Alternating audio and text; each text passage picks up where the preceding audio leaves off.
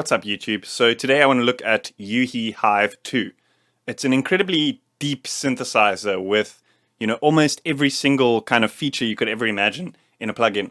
And I would say the coolest thing about it is it's got all these dedicated features kind of at the ready, almost, ready to go as you load the plugin. So it doesn't use a very menu-based system. I mean, there are kind of menus and more advanced stuff, but the entire plugin is designed to be very intuitive. So it might be a little bit daunting at first, but once you wrap your head around it, I mean, I'm sure if you've used stuff like Spire and Sylenth, it's got a very similar kind of approach in terms of the kind of dedicated controls for everything.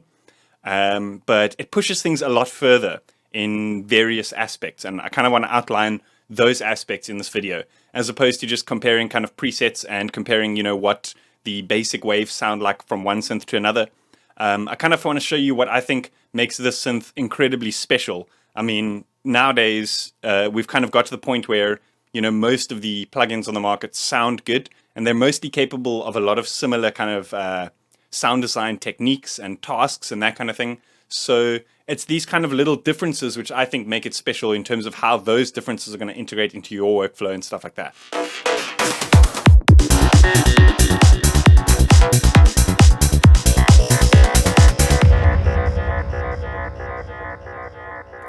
So straight off the bat, I can see the kind of focus here in terms of the update from Hive 1 are the interface and how intuitive each element within the plugin is. And, one example of this is, when you look at the FX, the stuff that you're not using is almost not visible when you take a quick glance, and it's got the kind of average features that you would expect in a modern synthesizer. You can change the routing, which effects are before and after which ones, all sorts of stuff like that. So it's a pretty modular approach to the effects and stuff like that. But here, for example, is something truly, truly special about Hive 2. And this is why I think it's going to make its way into my everyday sound design workflow. It's because of this scope. So this goes beyond the kind of usability of an audio scope. One thing that I actually didn't pick up when I first started using this is that you have the ability to kind of drag and drop the modulation so you can see exactly what's happening visually when you're designing your sounds and stuff. And I feel that that's such an important thing, especially when you start looking at these kind of more obscure and more advanced modulation systems like the function generators and the shape generators and stuff like that. So one quick example is we can just drag that on here and we can have a look. So this is kind of like a stepped shape generator. And as you can see, it's kind of created this kind of like gate pattern for us. So, when you quickly have a glance at, this module, you may not think, okay, this is exactly what this is for. So having these little, these thoughtful scopes and these kinds of things built into the plugin certainly helps. Also when you're comparing things like, audio rate modulations and stuff like that, you can really zoom in and even freeze the visualization. So it's incredibly intuitive, the thought behind each element within this plugin. So before I go too deep into the parameters and stuff like that, I quickly want to show you how awesome it sounds, just the basic saw wave filter with a reverb. And that's often how I like to test like the sort of audio quality of a synthesizer, is how usable just that kind of bare bones sound is.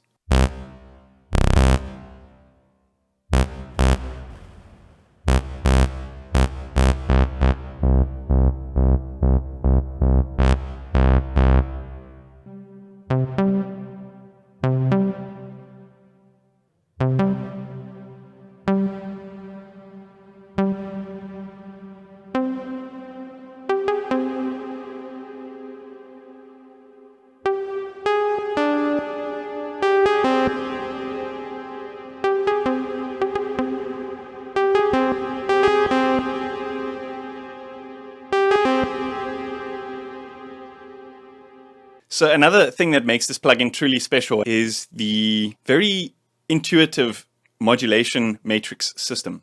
So what this allows you to do is, let's say, for example, create an LFO on our pitch over here. You see it's created this matrix section over here with the tune, and we can change that amount over here. But you'll notice here it's got this Q. And this allows us to quantize that modulation going into that oscillator. So I've explained this, how this works in the Arturia Pigments tutorial, but the really insane thing about this is you're not limited to just the pitch of the oscillator being quantized.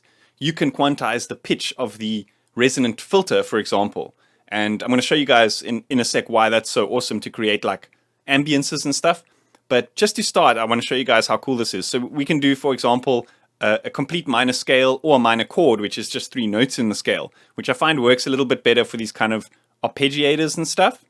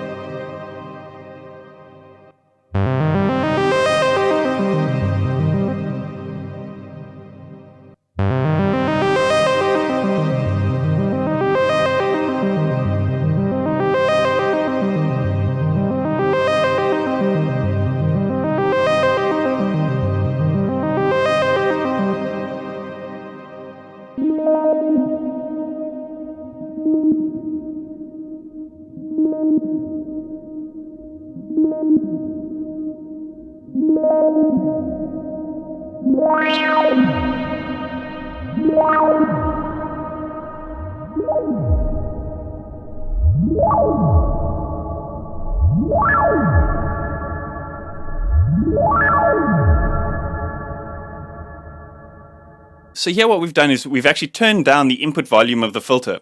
So there's no audio going in.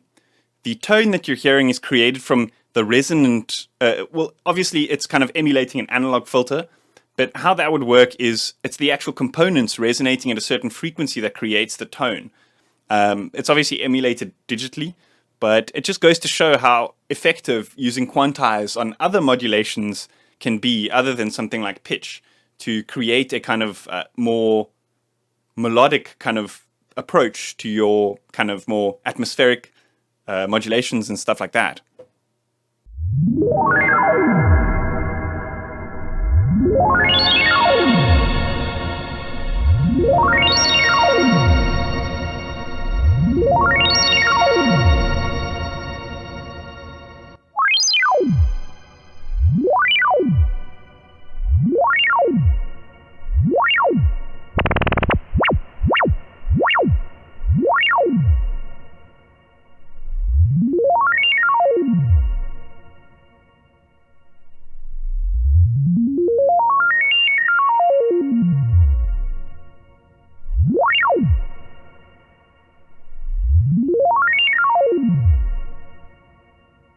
So we're also not limited to obviously like sine waves and triangles and that kind of stuff. There's randoms.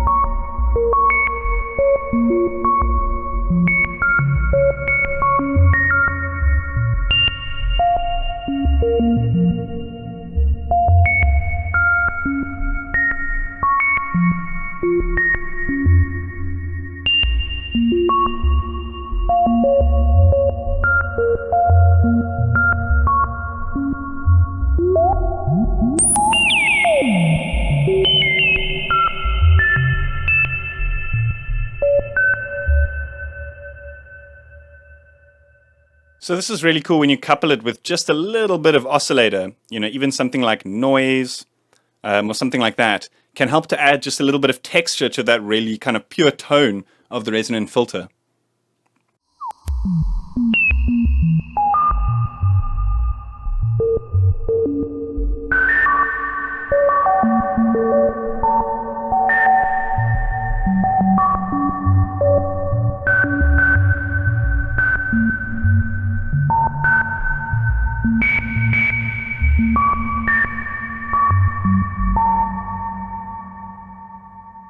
And And then we can add, so basically how it works is the oscillator section is broken up into kind of two major oscillators, but each one has a main oscillator and a sub oscillator, which you can program kind of individually. So for example, we can have a sine wave, or even like let's go with a sawtooth, because the sine wave is kind of close to what the resonant filter is creating. So just to create a bit of variation there, then we can mix this in with that. I realized we've also got this modulation here from the envelope that was tweaking that filter at the beginning. That was creating that really sharp sound. I actually didn't realize. So what's happening there is the actual filter itself is out of tune. So we can actually set it to 0. And let's change this one, oscillator tune 1, because now this is a white noise. We can actually set it to tune the sub. I had put the OSC2 on by mistake instead of sub.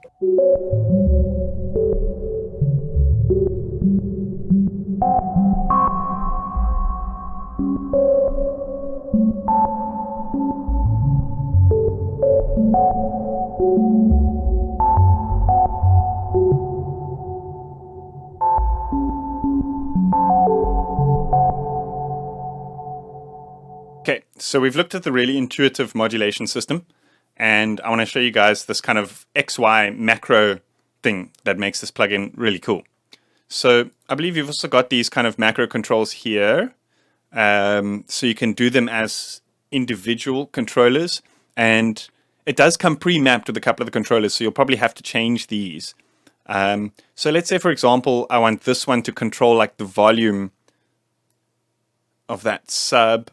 We can set that. This can control the volume of that filter. Then if we go back to XY mode, we can actually drag this around.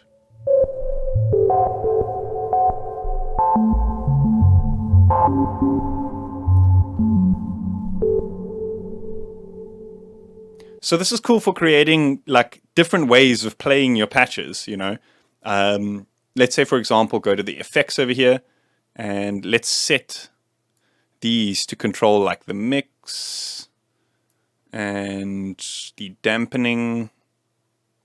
This should be like that, I think. And let's take this one off.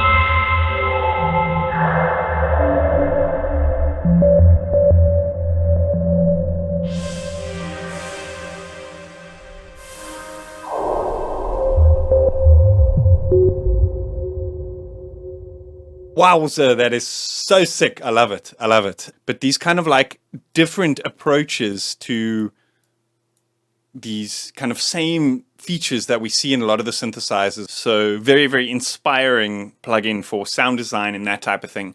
And like I said, I haven't even dived into the kind of bread and butter elements like ARP, sequences, and that kind of stuff. So I'm going to go ahead here and save this preset, and I'm going to upload it to my Patreon for all my $5 supporters. Let's just call this random res filter input. So let's have a look at this arpeggiator that's built in. And for this, what I'm going to actually do is, it'll probably just be easiest to draw in a long note rather than holding it down on my keyboard here. I might even end up playing this track alongside it. So I just want to see what key this is in. Okay.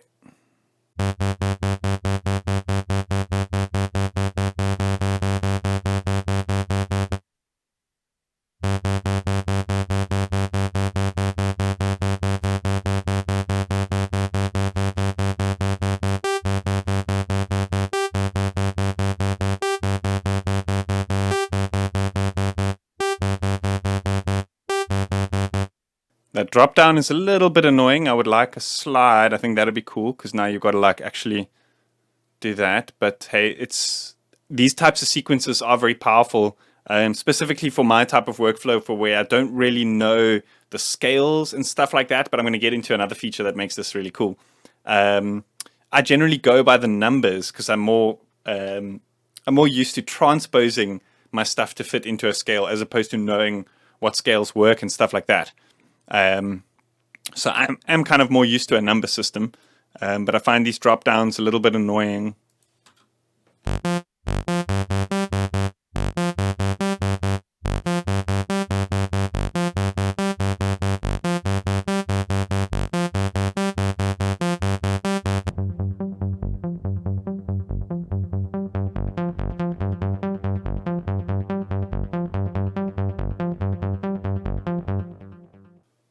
So let's make this a 16th, I think.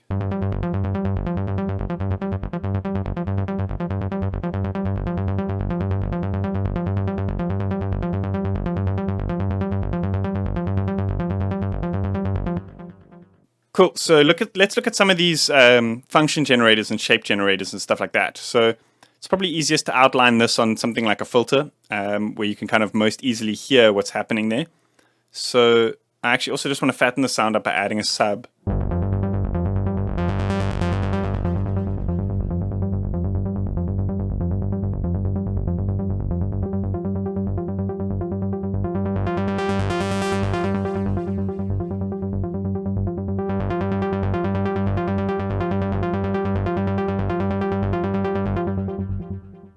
Okay, so what I want to do is I want to put this shape onto the cutoff. And this acts like a sequencer. So we can choose, how this works. So we can let it loop. So that will kind of use these steps and loop through it. But that's dependent on holding a note. We want to put this trigger mode into single.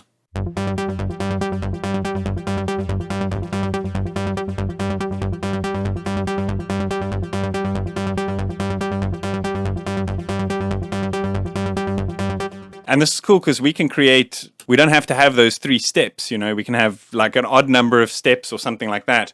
Or we could have these 2 kind of playing off each other. Let's say.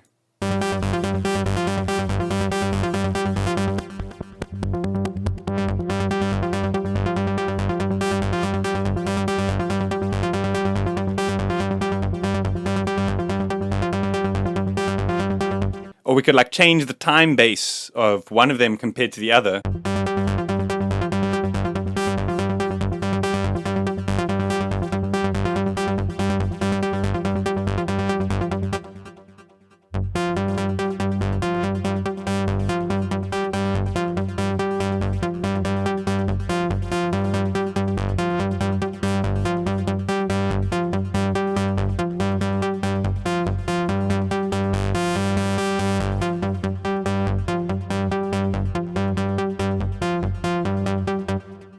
So we could check this on the scope to see like what actually is happening with these 2.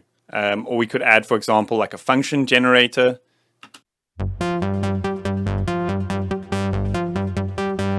So the function generator is kind of similar to an envelope, I guess, because it's in envelope mode. But there's various different ways you could use this. For example, like only isolating the rise or the fall effect from the envelope and all sorts of stuff like that. So this could probably be explained, like function generators, there's probably whole textbooks written on them. So I'm not really going to explain that. I'm just going to show you what they look like on the scope and kind of why I think the scope is such a cool thing. So let's, for example, like add a distortion, and then we can use this like function generator to create like a variation in that distortion sound, like on the mix, for example.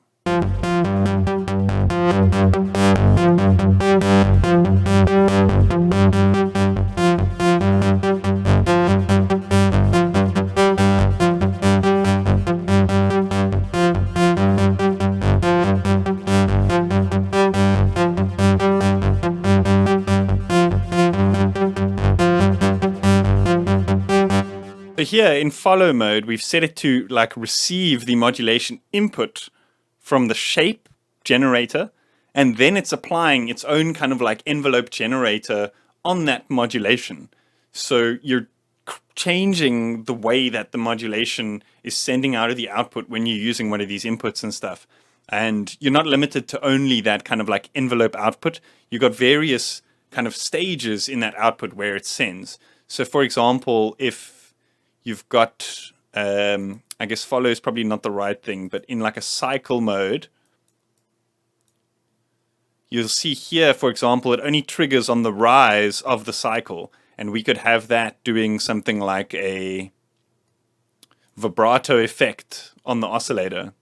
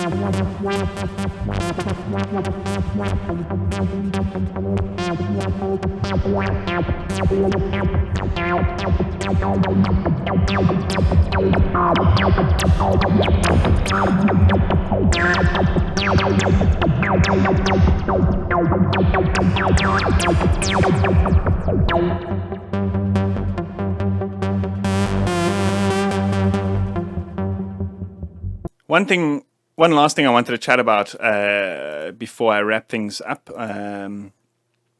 So let's just, for example, set a whole bunch of random notes here that are completely not in scale. So don't copy this because without following the next little thing, because it's probably going to sound horrendous.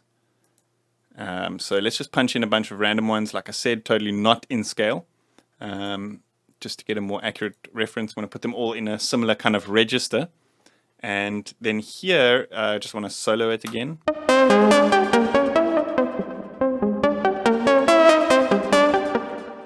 So here, what we can do is we can choose a predetermined scale here. So let's, for example, just punch in C, D sharp, and G.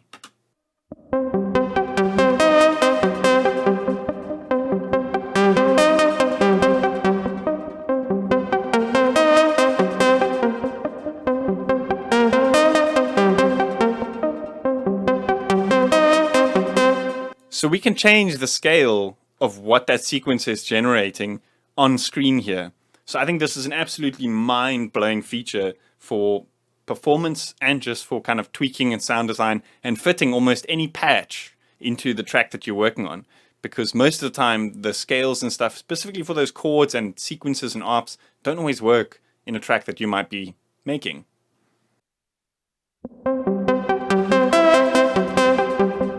So major scale, no thanks. But just to go show you guys, you know, how awesome this feature is. So we could just punch in another couple of random notes there.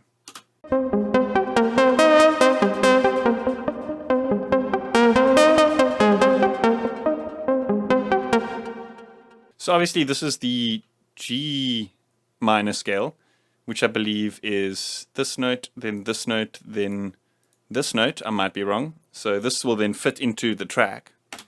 Hopefully.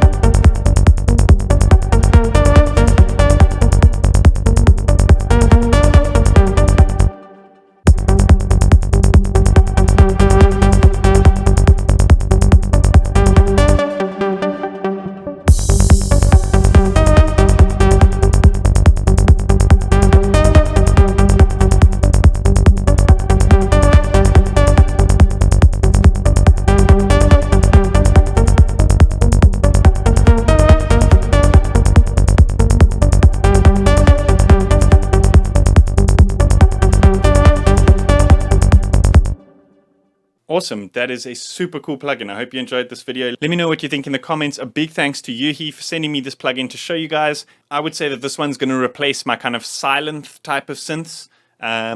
Maybe not Spire, because I really enjoy the kind of simplicity of that plugin. But I think this is going to be the major one that I turn to for those types of tasks. So yeah, let me know what you think in the comments. A big thanks to IDM Mag, proud supporters of the dance music scene and my channel.